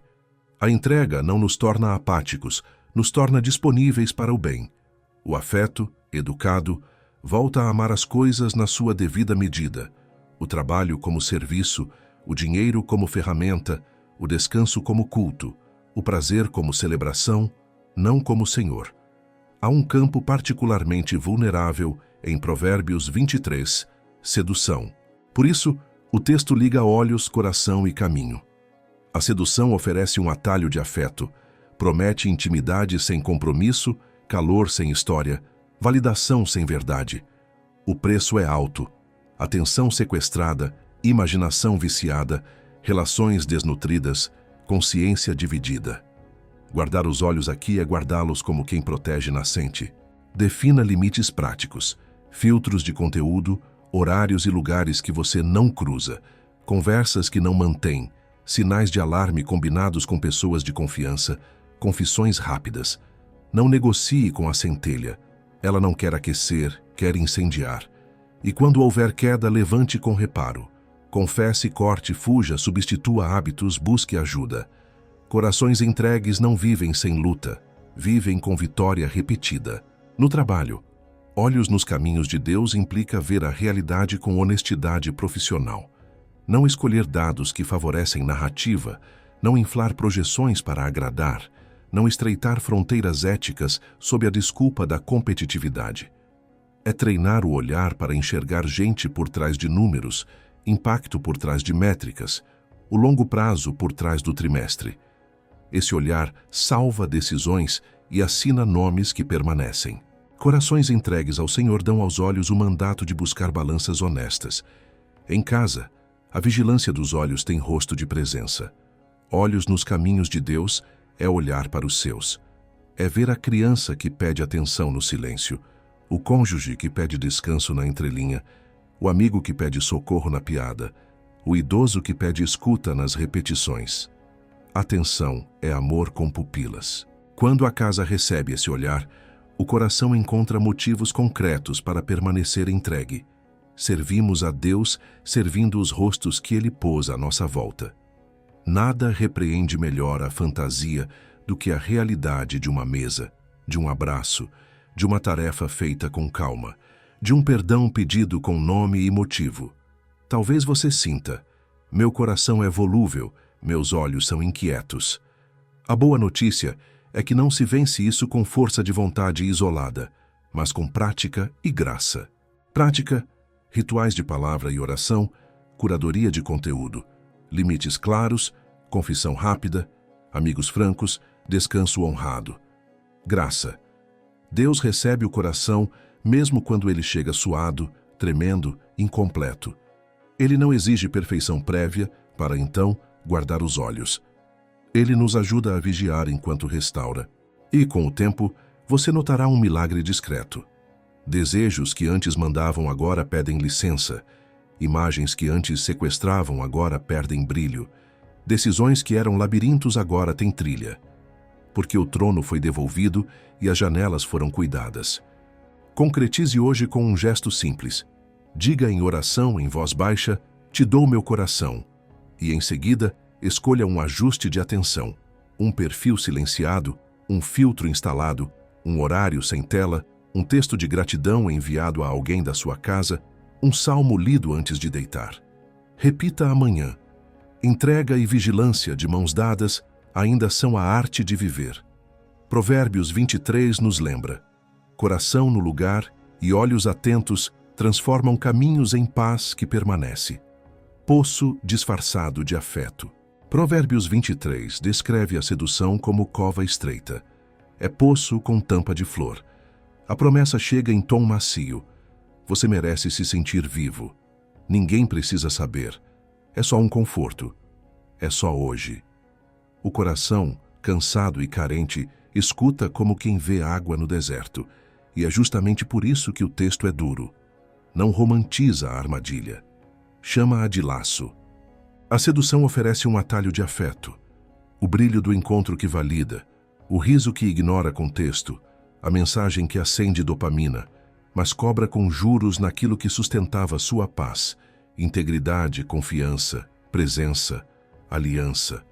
Quem já tombou nesse poço sabe, sai-se ferido, mais sedento, mais dividido, com a alma tendo de explicar para si mesma por que negociou o que jurava inegociável. O mecanismo da cova começa antes do convite. Ele se constrói na fome não nomeada. Cansaços acumulados, conversas adiadas, elogios faltantes, rotina sem descanso, tela de mais e mesa de menos, um obrigado que não veio, um perdão que não chegou. Vazios, quando não são tratados com verdade, pedem consolo rápido. A sedução fareja vazios e fala a língua deles. Promete o que a realidade exige tempo para entregar. Admiração, atenção, novidade, excitação. Mas realidade é casa, não festa. Festa sem casa vira ressaca. Por isso o poço se disfarça de afeto. Ele não oferece apenas prazer. Oferece uma narrativa sobre você mesmo. Aqui você é visto, aqui você é desejado, aqui você é especial. A alma bebe história antes de beber corpo. Vem então a fase do auto-engano.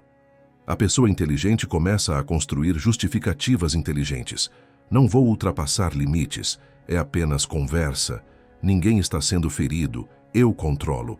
Isso me ajuda a aguentar a pressão. A sabedoria desarma o teatro. Ninguém cai de um penhasco. Escorrega aos poucos. Cada mensagem, cada olhar sustentado, cada confidência fora de lugar, cada segredo compartilhado, cada não conta para ninguém, aprofunda o poço. E o poço, estreito, prende. Prende a imaginação que passa a rodar a cena.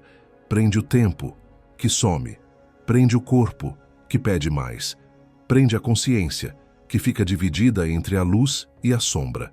O preço cresce. Ansiedade, culpa, vigilância paranoica, mentiras em cadeia, presença esvaziada para com quem você jurou amar. Provérbios 23 não aponta o dedo para condenar e sair de cena. Ele oferece rota de fuga. A primeira saída é chamar as coisas pelo nome. Isso é um poço. Tirar o romance e devolver o vocabulário preciso. Traição, fuga, vício, laço. Nomear, devolve governo. Enquanto você chama de amizade especial, o que é eros clandestino, a consciência não tem ferramenta. Nomeado, o mal perde charme. A segunda saída é cortar fluxos. A sedução vive de fluxo, mensagens, lugares, horários, gatilhos, corte radicais, bloqueios, trocas de rotina, espaços evitados, horários protegidos, dispositivos filtrados. Diga que é excesso? Excesso é cair. Rigor é cuidado. A terceira saída é trazer gente para a luz. Não se salva sozinho de um poço que prometeu salvar solidão. Confesse a alguém íntegro e maduro, de preferência fora do círculo que o alimenta. Mentor, conselheiro, terapeuta, liderança responsável. Confissão, quebra encantamento, cria bordas externas, instala prestação de contas. E se a queda já feriu aliança, a verdade precisa atravessar a dor. Confissão ao cônjuge com ajuda, plano de reparo, terapia, pausas necessárias, reconstrução longa. O caminho não é fácil, mas é possível. A graça não trivializa danos, restaura pessoas que escolhem a verdade com custo. A quarta saída é substituir fome. Vazio não se vence só com não, precisa de sim melhor.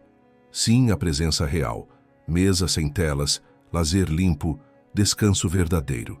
Sim a elogios específicos dentro de casa, a toques honestos, a conversas difíceis que voltam a ensinar a língua da intimidade. Sim a rotinas espirituais que devolvem eixo, palavra, oração com nomes, confissão curta, gratidão concreta. Sim a amizades que te puxam para cima, onde afeto não flerta com cativeiro. O coração não foi feito para jejuar de amor, foi feito para ser alimentado na fonte certa. Há também o lado preventivo. Instale limites antes de precisar deles. Decida com antecedência quais conversas você não terá, em quais horários você não ficará online, com quem você não se encontrará a sós, como você reportará viagens, reuniões, mensagens, elogios. Combine com pessoas de confiança, sinais de alarme e canais de socorro. Não confie na sua força diante de uma estética montada para atravessar sua razão. A humildade que foge é mais forte do que a arrogância que fica para provar santidade. Talvez você leia isso com a dor de quem já caiu. A vergonha diz que o capítulo encostou na sua história e que a Bíblia agora é um espelho incômodo. Fique. A vergonha isola. A sabedoria abraça com verdade. Há perdão para quem se volta. Há caminho para quem decide luz. Há corpo que recupera com tratamento. Há casamento que reconstrói com honestidade. Há coração que reeduca desejo. O processo é concreto. Cortar, confessar, reparar, substituir, perseverar. Haverá recaídas? Talvez. Por isso a vigilância dos olhos e a entrega do coração, do capítulo anterior, caminham com você. Acertos acumulados criam nova trilha no cérebro e na alma. Deus não nos pede pureza para nos envergonhar, pede para nos devolver inteireza. Se você está a um passo do poço, recuse o romance da beira. Escreva agora um não e envie. Bloqueie agora o acesso, marque agora uma conversa de ajuda, diga agora a quem precisa saber. Volte agora para a mesa de casa, busque agora o descanso que você vinha terceirizando no proibido. O impulso enfraquece com minutos, o desejo muda de cor quando passa por luz. E do outro lado dessa decisão, existe a alegria menos barulhenta e mais densa de quem não precisa se esconder para chamar de amor o que vive. No fim, Provérbios 23 nos protege não de sentir, mas de afundar. Afeto é dom. Sedução disfarçada é poço. Quando o coração está entregue e os olhos vigiam, a sede encontra rio, não buraco. E rio leva para casa. A casa onde a paz não depende de esconderijo, onde o toque não exige mentira, onde a alegria não custa a consciência. Deus não apenas proíbe, Ele preserva. E preservar aqui é manter vivo o que você mais deseja quando está sóbrio. Amar sem dividir a alma. O copo que morde, o álcool e o auto-engano. Provérbios 23 pinta a cena com precisão desconcertante. Para quem são os ais? Para quem as pelejas? Para quem as queixas? Para os que se demoram perto do vinho? Para os que andam buscando bebida misturada? Não olhes para o vinho quando se mostra vermelho. Entra suavemente, mas no fim morderá como serpente e picará como basilisco. A sequência é de um realismo cruel. Primeiro, o olhar. Depois, a demora. Em seguida, o flerte com misturas mais potentes. Por fim, a mordida. O texto não demoniza toda a taça. Desmascara o mecanismo do auto-engano. O copo que prometeu conforto começa a cobrar comando. A pessoa buscava anestesia, acorda com algemas. O ciclo, quase sempre, começa com um eu mereço. Depois de um dia difícil, uma semana pesada, um conflito em casa, um silêncio repetido, a bebida aparece como ponte entre o cansaço e o sono, entre a ansiedade e o riso, entre a timidez e a conversa. O primeiro copo parece um amigo. A tensão desce, a língua solta, a mente relaxa. O corpo aprende a associação. Incômodo. Copo. E como todo atalho, o retorno cobra pedágio. Tolerância crescente, sono fragmentado, irritabilidade no dia seguinte, lapsos de julgamento, esquecimentos, pequenas vergonhas que pedem novas anestesias. O amigo se revela comerciante. Traga mais e eu trago alívio. O preço sobe. Salomão observa 3 sintomas que denunciam a mordida. O primeiro é o olhar magnetizado. Não olhes para o vinho quando ruboreja. O problema não é ver com desejo devocional. O copo vira altar. A noite gira em torno dele. A conversa arruma desculpas para ele. A geografia da casa se reorganiza para acolhê-lo. A memória edita situações para legitimá-lo. O segundo é a distorção perceptiva. Os teus olhos olharão para as mulheres estranhas e o teu coração falará perversidades. A embriaguez altera o juízo, banaliza riscos, erotiza contextos, permite frases que traem a consciência, assina pactos que a sobriedade jamais aceitaria. O terceiro é a repetição compulsiva mesmo diante de dano. Bateram-me, e não me doeu quando despertarei, tornarei a buscá-lo ainda. O corpo apanha, a alma se envergonha, a mente racionaliza, e tão logo a ressaca cede, a mão procura o mesmo copo que mordeu.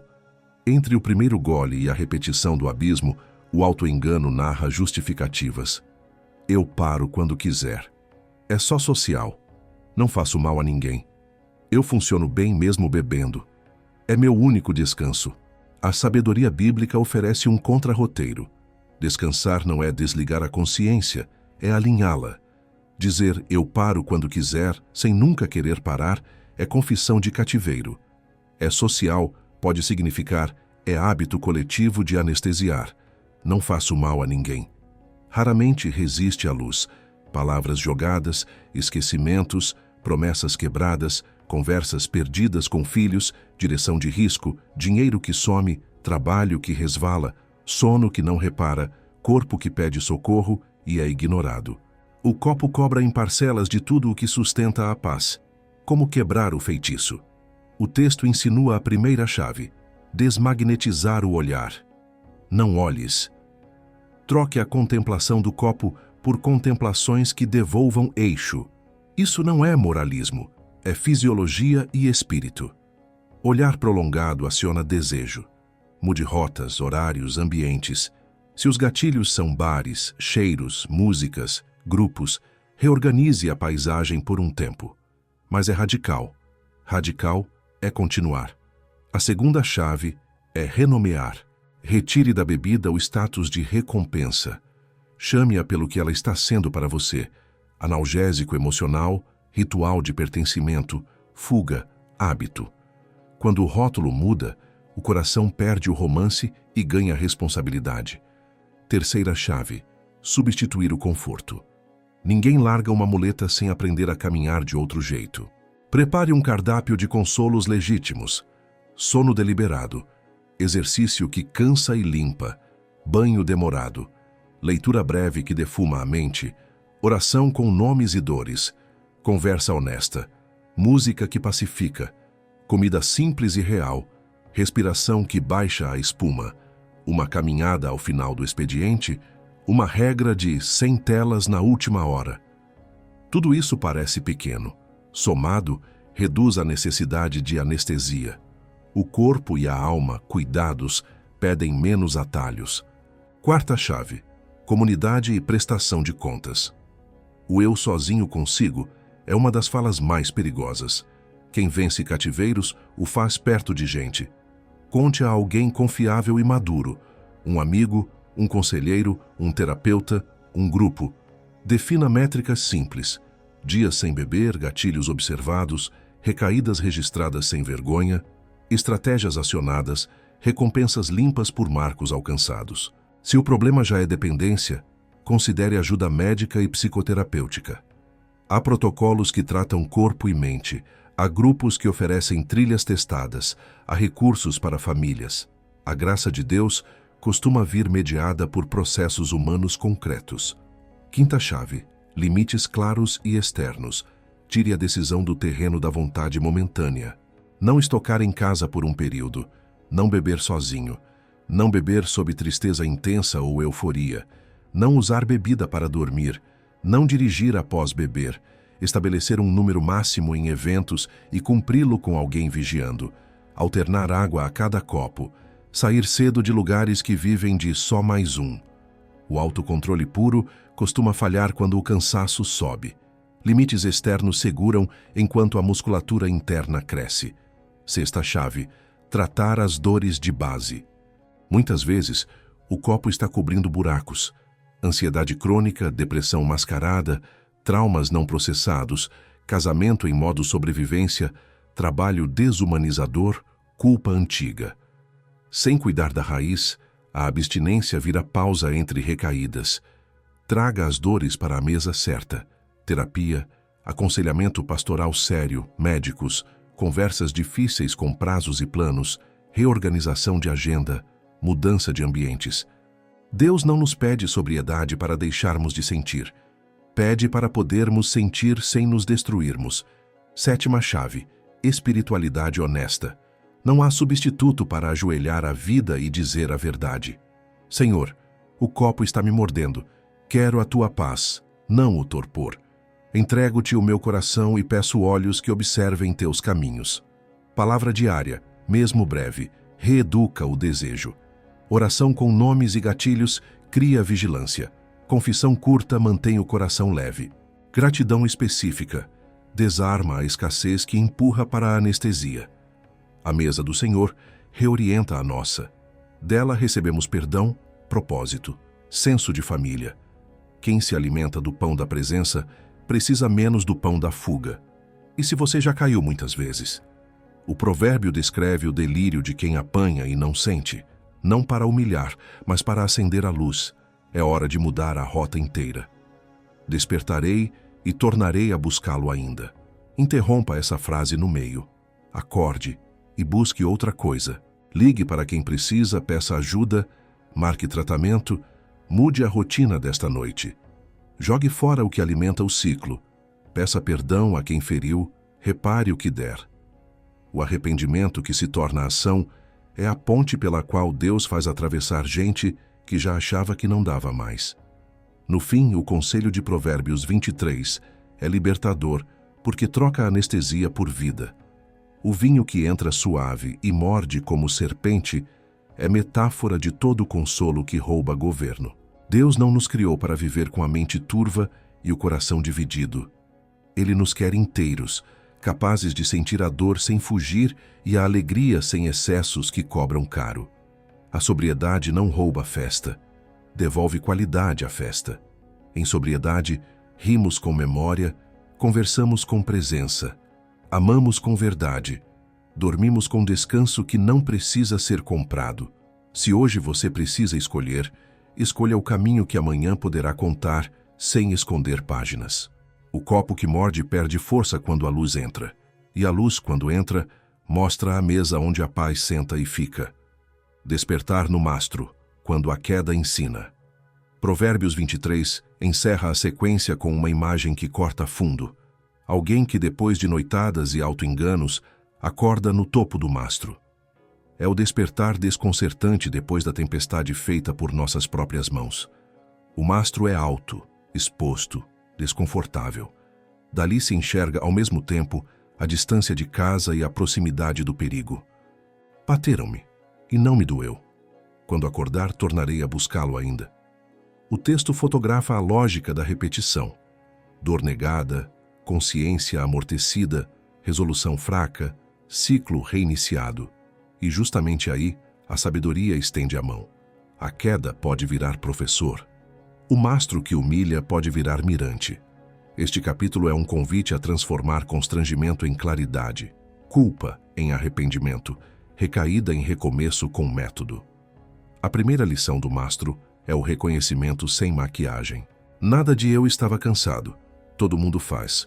Não foi tão grave. Ninguém percebeu. O coração só aprende quando a frase encontra verbo certo. Eu escolhi. Eu criei. Eu rompi. Eu fugi. Eu me vendi. Eu escondi. Nomear a queda devolve governo. Enquanto contamos a nós mesmos uma história que nos inocenta, continuamos prontos para repetir o enredo. Confissão não é espetáculo. É desativar o roteiro que sustenta o cativeiro. A segunda lição é a dor não desperdiçada. Dor pode nos embrutecer ou nos educar. Quando acolhida com verdade, ela vira sinalização de rota, Aqui não há vida, por ali sim. O mastro ensina sobre gatilhos, sobre horas críticas, sobre mesas perigosas, sobre discursos internos que nos sabotam, sobre carências que precisamos tratar na fonte. Escreva a autópsia do erro enquanto a memória está fresca. Onde começou, quem estava, o que você sentia, que justificativas usou, qual passo poderia ter sido diferente. Não para se flagelar, mas para montar barreiras honestas. A dor que vira dado vira proteção. A terceira lição é a troca de arrependimento por remorso. Remorso chora pelo incômodo e para.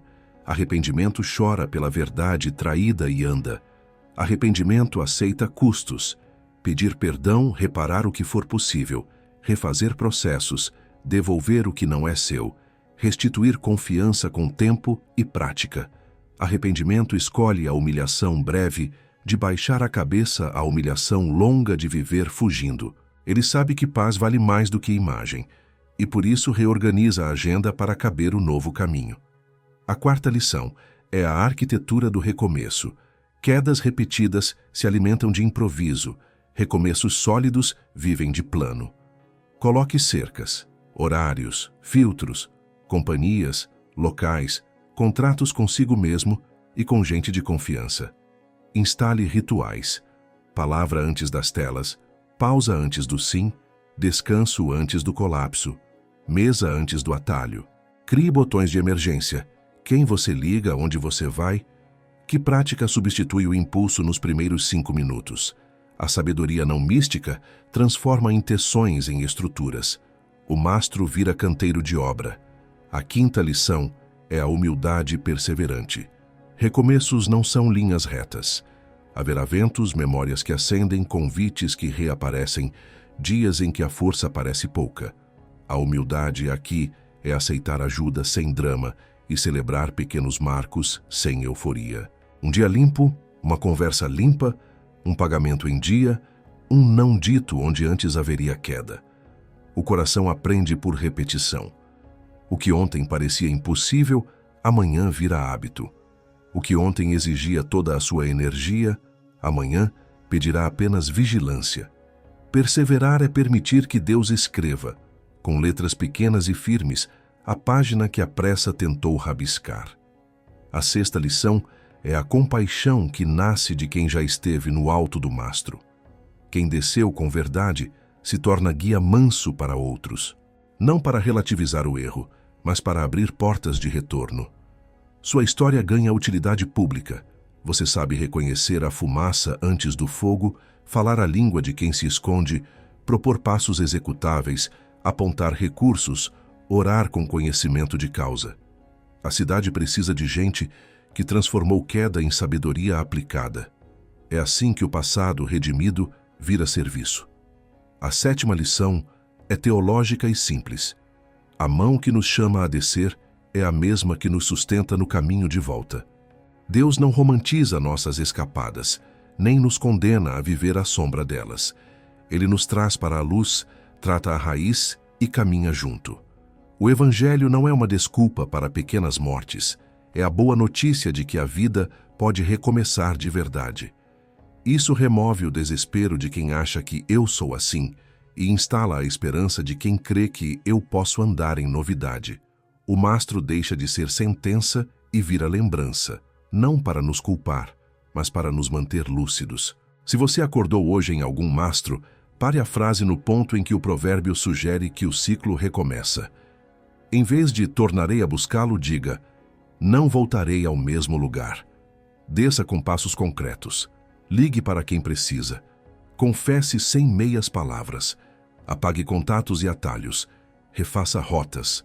Peça ajuda técnica se necessário. Reordene sua semana para caber descanso, mesa, palavra, exercícios, silêncio. Escolha a companhia que não compra seu encanto e não alimenta sua fuga. Escreva em uma linha o motivo pelo qual você não quer mais acordar no alto desse mastro. Um nome, um rosto, um chamado, uma promessa. Guarde essa linha no bolso. Provérbios 23 não termina rindo da nossa fraqueza, termina oferecendo sobriedade e trilho. O despertar no mastro é, paradoxalmente, um presente duro. uma vista da realidade que, se acolhida, nos livra de cair do alto. Quem aprende com a queda, evita novas quedas. Quem transforma vergonha em luz, devolve ao coração a coragem de amar o bem. E quem decide hoje descer com verdade, já começa a pisar no convés firme da graça. Dali, a casa volta a ser possível, o porto volta a ter nome, e o vento, enfim, deixa de ser dono para voltar a ser apenas vento. Voz de Deus, coração reordenado. Chegamos ao ponto em que Provérbios 23 deixa de ser capítulo e se torna caminho. Vimos mesas onde o apetite pode nos vender, riquezas que criam asas, sorrisos que engolem, discussões que só fazem barulho, marcos que protegem vulneráveis, ouvido treinado que freia o impulso, disciplina que salva, vitrines sem futuro, verdade que tem preço, coração entregue com olhos vigiados, poços disfarçados de afeto, copos que mordem e o despertar no mastro que transforma queda em escola. Tudo isso converge para um convite simples e exigente. Pare de seguir o coração e comece a guiar o coração pela voz de Deus. Porque o coração, sozinho, confunde brilho com bem. A voz de Deus, quando obedecida, transforma bem em caminho. Reordenar o coração não é trocar emoção por frieza, é trocar desordem por direção. Quando Deus ocupa o trono interno, desejos deixam de mandar e passam a servir. O amor ganha hierarquia. Primeiro a verdade, depois a vontade.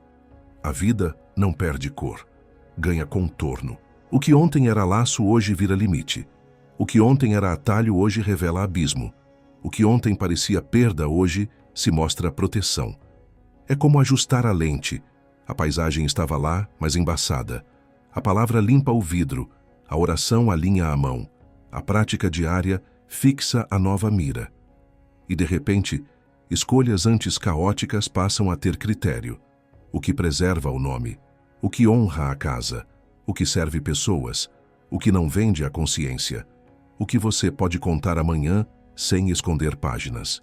O capítulo pede 3 deslocamentos interiores. Primeiro, do impulso para a intenção iluminada. Em vez de quero, então faço, quero, paro, pesamos, então faço. Esse intervalo de luz é a diferença entre repetir padrões e inaugurar futuro. Segundo, da vitrine para a missão. Em vez de provar valor no palco alheio, servir com excelência no campo que Deus lhe confiou agora. Sua casa, seu ofício, sua comunidade. Missão sustenta quando aplauso falta, e disciplina quando a oportunidade chama seu ego pelo apelido. Terceiro, do segredo para a luz. Nada floresce no escuro. Não há liberdade sem confissão, limites e gente por perto. A graça de Deus opera em corredores abertos. Palavra, mesa, conselho, restituição, rotina. Reordenar o coração também exige geografia nova. Saia de mesas turvas e sente-se onde a verdade não cobra pedágio. Troque perfis que inflam por vozes que edificam. Substitua o copo que morde por descanso que cura. Feche a porta para o poço e abra o portão para a casa. Com conversa, perdão, toque limpo, combinado claro, riso honesto. Restaure marcos. Hora de dormir, hora de orar, hora de trabalhar bem, hora de parar. Políticas simples para presentes e favores, contrato que cabe no real, orçamento com margem, disciplina que termina em abraço. Geografia molda o coração mais do que slogans. Quem muda de rua, muda de rumo. A conclusão prática cabe em microdecisões, porque Deus constrói destinos em centímetros. 3 de hoje. Primeira, um ajuste de verdade. Reduza uma promessa ao possível, comunique e cumpra. Sua paz começa quando sua boca volta a caber na sua agenda. Segunda, um limite de atenção. Escolha um corte que devolva foco, um perfil silenciado, um horário sem tela, um filtro instalado, uma caminhada breve antes de responder assuntos quentes. Sua sobriedade agradece. Terceira, um gesto de reparo. Faça uma ligação, escreva uma mensagem, devolva um crédito, renegocie um prazo, peça perdão com nome e proponha plano. Sua história não é feita do erro, mas do que você faz depois dele. Para além dos 3 passos, assine um compromisso de mesa. A mesa é laboratório de Provérbios 23. Nela você educa o apetite, cura a inveja, pratica a palavra que compra paz, instala a disciplina que ama, ouve conselhos, agradece com precisão, apresenta diante de Deus as ansiedades que o copo prometeu anestesiar, reforça marcos, reabastece os olhos de rostos reais. Uma mesa por dia, ainda que curta, simples, sem telas, vale por muita teoria. Mesas reordenam corações. E se o peso do passado cutuca enquanto você escuta? Lembre, o Evangelho não é atestado de perfeição, é carta de recomeço. Deus não joga no lixo quem percebeu tarde. Ele planta de novo. A boa notícia de Provérbios 23 é que a sabedoria não humilha quem chega atrasado. Abraça quem chegou decidido.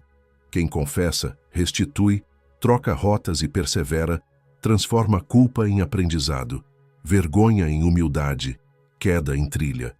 A esperança do justo não será cortada, porque a raiz está em solo que não evapora, a fidelidade de Deus. Há uma última imagem para levar com você.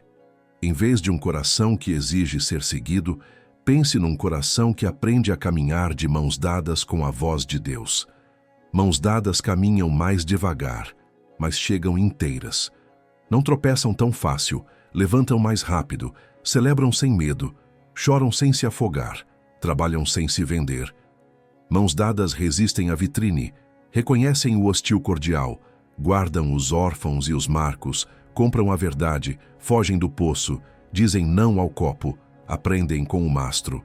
Mãos dadas transformam casa em abrigo e estrada em propósito. Agora transforme escuta em assinatura. Em voz baixa, diga: Senhor, eu te entrego o coração. Ensina meus olhos. Escreva o seu passo de hoje com data e hora. Compartilhe com alguém que possa cobrá-lo com amor. E amanhã repita: a vida não muda ao som de slogans, muda ao ritmo de fidelidades pequenas. É assim que Provérbios 23 vira biografia, quando a voz de Deus deixa de ser uma citação e se torna o compasso do dia. Onde esse compasso governa, o coração volta para casa, e com ele tudo o que você chama de vida.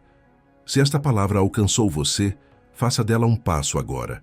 Escreva em um papel qual será seu compromisso de hoje para guiar o coração pela voz de Deus. Um ajuste de verdade, um limite de atenção, um gesto de reparo. E coloque data e hora. Depois, deixe nos comentários o seu compromisso em uma frase clara. Eu leio e oro por você. Se este conteúdo ajudou, inscreva-se no canal, ative as notificações e deixe o seu like. Compartilhe este vídeo com alguém que precisa dessa direção em Provérbios 23 e salve na sua playlist de estudos para rever durante a semana. Há mais mensagens como esta na nossa série de Provérbios. Siga conosco para o próximo capítulo. Até o próximo encontro.